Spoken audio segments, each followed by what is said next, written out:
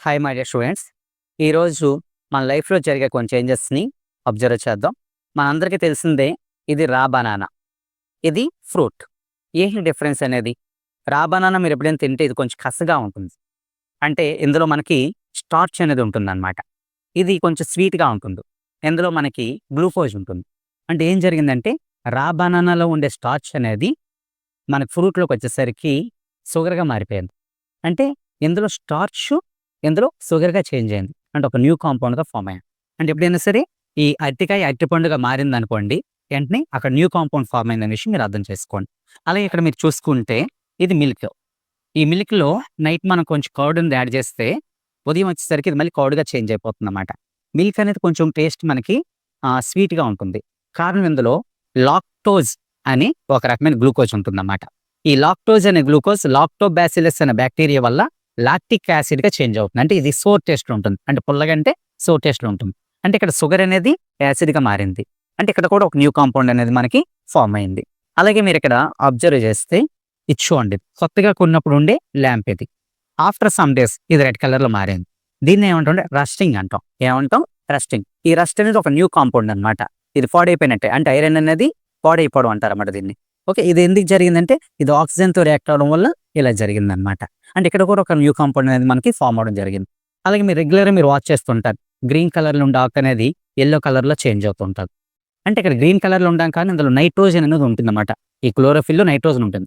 ఈ నైట్రోజన్ అనేది మళ్ళా ఎర్త్ తీసేసుకున్నప్పుడు ఆకు అనేది యెల్లో కలర్‌లో చేంజ్ అయ్యి చెట్టు నుంచి పడిపోతుందన్నమాట. అంటే ఎప్పుడైతే దీని యొక్క అవసరం తీరిపోతుందో దీని నుంచి నైట్రోజన్ మళ్ళా ఎర్త్ రూట్స్ ఫామ్‌తో లాగేసుకుంటుంది. అంటే ఇందులో కూడా ఒక న్యూ కాంపౌండ్ అనేది ఫార్మ్ అవ్వడం వల్ల ఈ లీఫ్ అనేది యెల్లో కలర్‌లో చేంజ్ అవుతుంది. అంటే ఈ విధంగా మన లైఫ్‌లో నిరంతరం కూడా న్యూ కాంపౌండ్స్ ఫార్మ్ అవుతుంటాయి. అండ్ ఫర్ ఎగ్జాంపుల్ నైట్ మనం ఫుడ్ తీసుకున్నప్పుడు అది అందులో ఉండే starch గ్లూకోజ్‌గా change అయిపోతుంటది.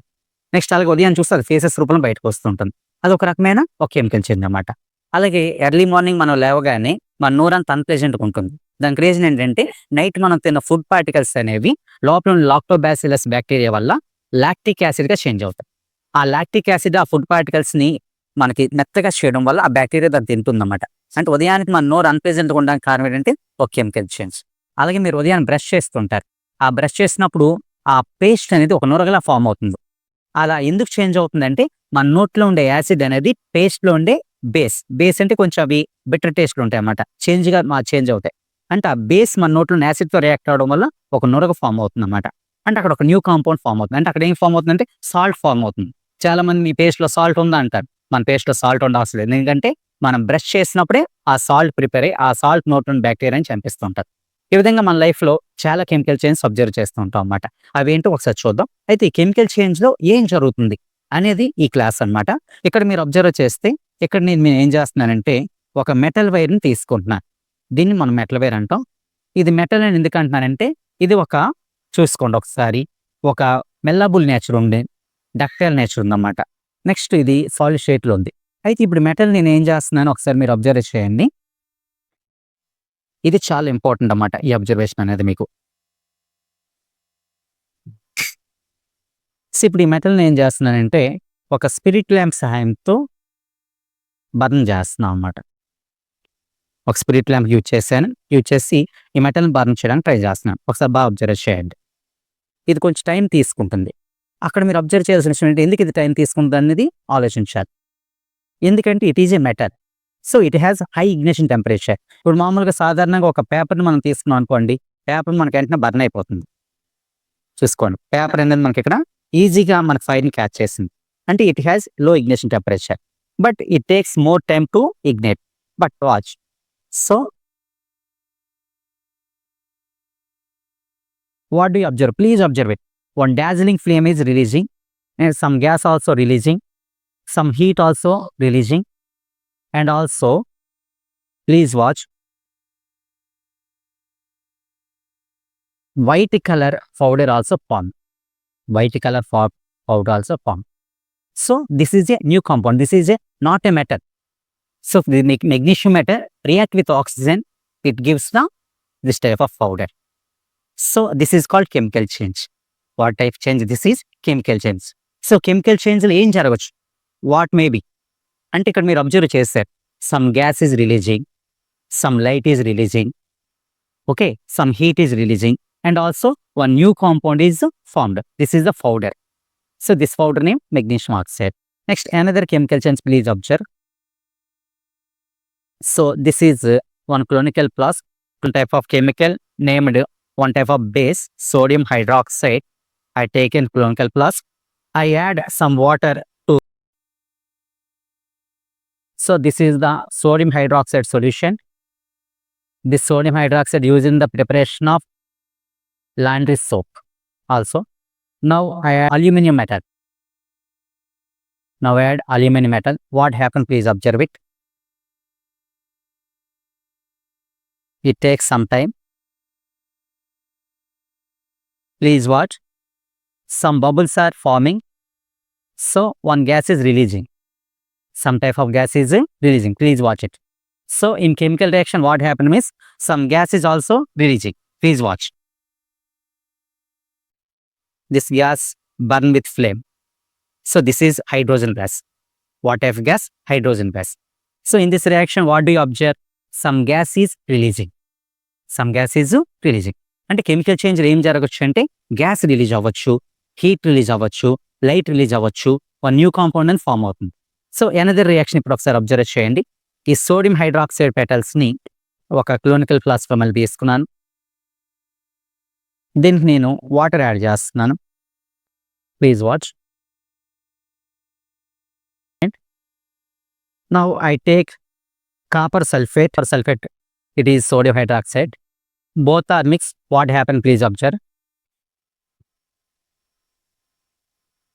So you watched some color change. Please watch it. This is blue color. This is very dark blue color. And also observe some precipitate is formed under the copper sulfate. Precipitate means it does not dissolve in the water. So that is called precipitate. Okay. Some precipitate also formed in this reaction. Next also I take lead nitrate. What is this? Lead nitrate. I take in the test tube.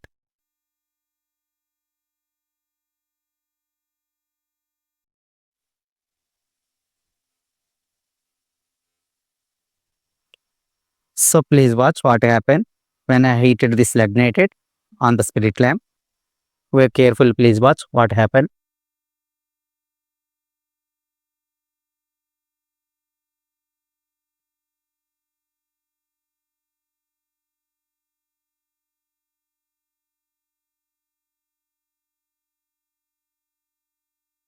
Please watch.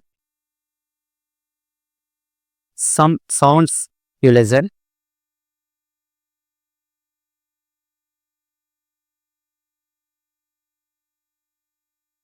So decomposition is occurred in this reaction. అంటే lead nitrate అనేది decompose అవుతుంది మనకి. ఇక్కడ చూడండి ఒకసారి sounds వస్తున్నాయి మనకి క్లియర్గా. సౌండ్స్ విజిబుల్ అవుతుంది మీకు.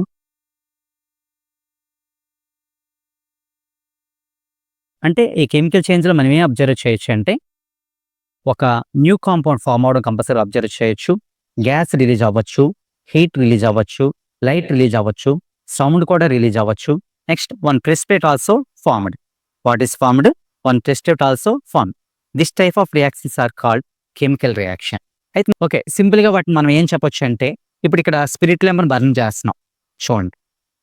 దిస్ ఈజ్ కాల్డ్ కంబషన్ అంటారు. ఏమంటారు దీన్ని? Combustion. So all combustion reactions are chemical changes.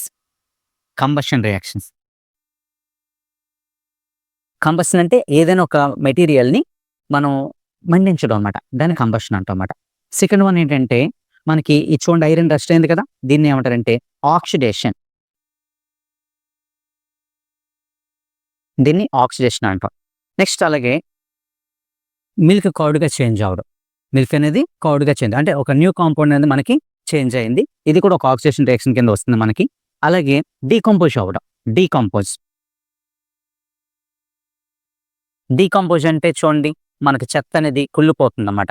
అలా మనం తినే ఫుడ్ అనేది 2-3 రోజులు ఉండిపోతే స్పాయిల్ అయిపోయి స్మెల్ వస్తుంటుంది. దాన్ని ఏమంటారంటే డీకంపోజ్ అంటారు అన్నమాట.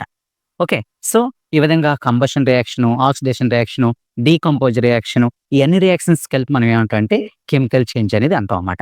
సో ఈ విధంగా కెమికల్ చేంజ్ అంటే new compound is form. What is form? New compound is form. ఇలా ఒక మన లైఫ్‌లో ఏ రియాక్షన్‌లో అయితే ఒక న్యూ కాంపౌండ్ ఫార్మ్ అవుతుందో దాన్ని కెమికల్ చేంజ్ అని పిలవచ్చు అన్నమాట.